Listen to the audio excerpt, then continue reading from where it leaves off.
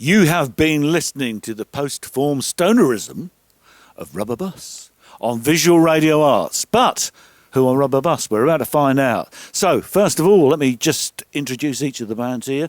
We'll find out what influences this very unusual and creative sound that you have. So, Tim, I know that you're the guest here tonight. Let's start off with yourself. What are your main influences in music? Gong, Canterbury scene, Stockhausen. How long have you got? That's just fine. That's enough of an introduction. George, same question. I think just for Andy's expression, I'm going to say Coldplay. No, I think probably sort of just late 60s. Sort of. I think sort of Jimi Hendrix is obviously one of the main people I was interested in. Late Talk. Another area of interest for me. Okay, I was going to say Talk is a subject all on its own because of the change in the music that they had from those last two albums. Yeah, fantastic. Yeah, absolute wonderful. Right, moving on. Okay, Greg. Hello. Results. Influences. What influences you? Oh, right, Jim. Gong, Hawkwind. Yeah, a lot of the 70s psychedelia bands and. Yeah, so it's the kind of traditional. I hate to use the term hippie bands, but it is. That's kind of where it all sort of came out from in the first instance. Andy, same question to you. What's your influences? I like George Coldplay. Anything that doesn't sound like Coldplay's got to be good. So that's my main influence. No, anything kind of psychedelic. Anything that kind of takes your mind somewhere else, picks you up, carries you somewhere else, and drops you off, and maybe you're slightly different afterwards.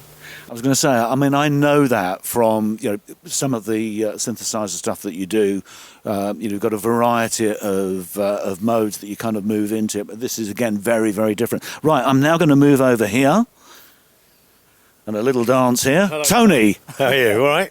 I'm doing all right. I'm doing well. Good. Sounded great. Fantastic set. Thank you very much indeed. Thank you very much. Influences? The world of humans. That's what influences me. Yeah. Yeah. Okay. That's in all fine. their various forms and guises. That will do. That will do nicely. Okay.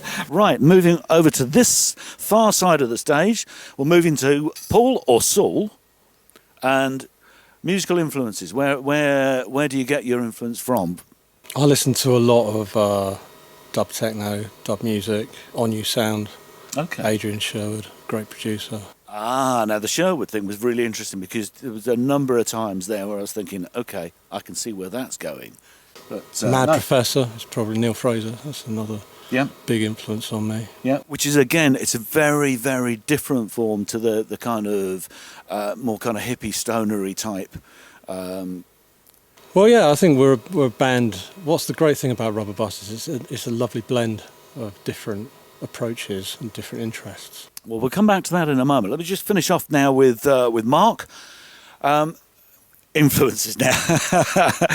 Wearing a Time Machines T-shirt, I think influences would be Coil, and I could definitely see that in some of the interesting work you were doing with your bass. So, Thank you very much. Yeah, Coil, Throbbing Gristle, all that. A lot of the Japanese noise theme, Masona, Merzbow, that kind of stuff. But I love pop music, so my favourite band in the world are probably the Pet Shop Boys. So disco, pop, but a load of kind of On You Sound type dub stuff as well. So that's interesting. We've sort of come from the hippie side over to this side to a kind of more pop sensibilities onto this side of the stage. Right, let's just find out a little bit about the band itself at all. So, post-form stonerism. That's a great title.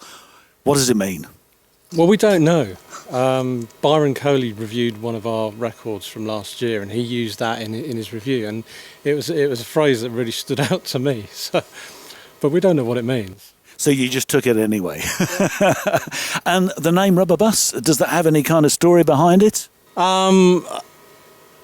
There's a friend of mine gave me that idea back in the early 90s. We were part of the rave scene, and we used to have quite a lot of adventures at the weekend. And he would often say to me on a Sunday morning, "Oh, Paul, you're on the Rubber Bus, mate." Okay, so from the 90s, give me a little bit of your kind of history, how you've come about and how you've got to where you are today. Well, the band started actually in Chatham with a band called Stub Plum, They moved to Brighton, 3 of them, in the early 90s, and by 94 I'd also moved to Brighton. We started playing gigs locally, made some recordings, and it kind of snowballed for a few years, and we started doing festivals, the local free festival scene. We did a load of stuff in France, and it kind of got to a point where I think we sort of burned ourselves out a little bit and had a nice long rest for about 20 years. And we kind of reconvened.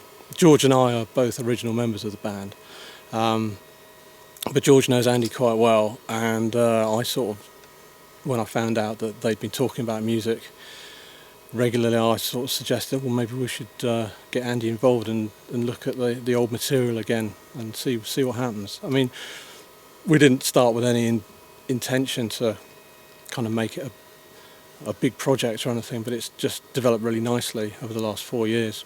And how much has the band changed from the early days? When you bring in new members, when you reconfigure a band effectively, how much has that sort of changed the sound that you're currently doing from what you were doing back in the 90s when you started out? Have you gone through a big metamorphosis into something slightly different?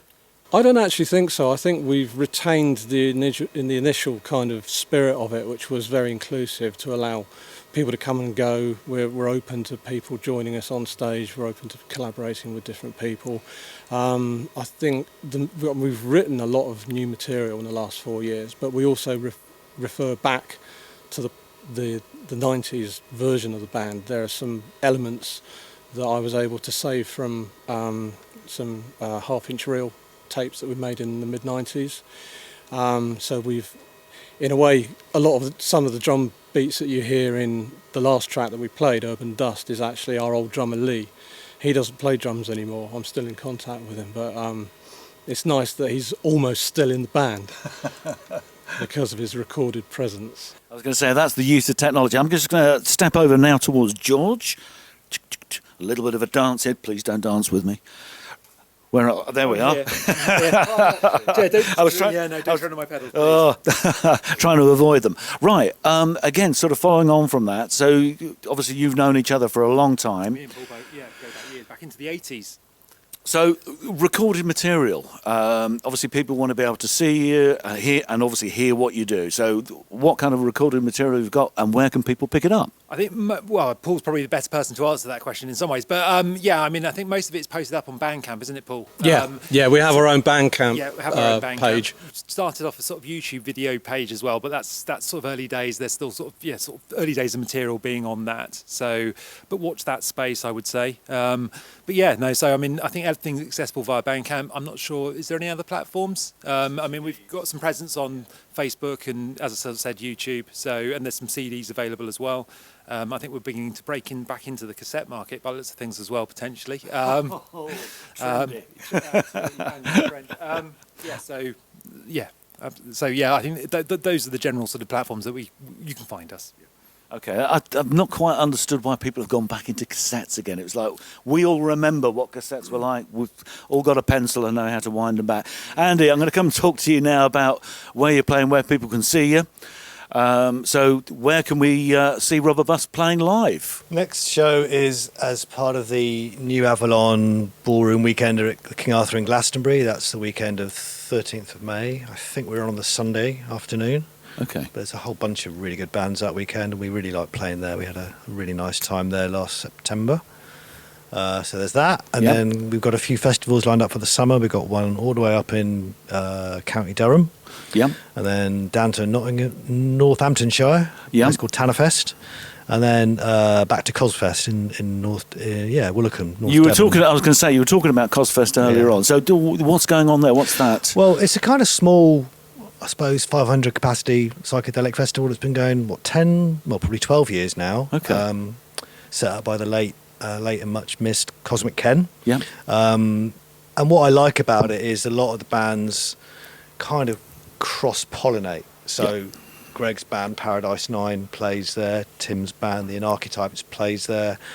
And that allows us to steal people and get them to come and join us on stage and augment And what adds we to do. that kind of free Yeah. form that you've got, Yeah. which is nice. Sounds really good. Yeah. Right, thank you very much indeed for You're playing welcome. for us tonight, and we will hopefully you can see these people very, very soon. So thank you very much indeed. Thanks for tuning in, and we will catch you on the next Visual Radio Arts. You have been watching Rubber Bus.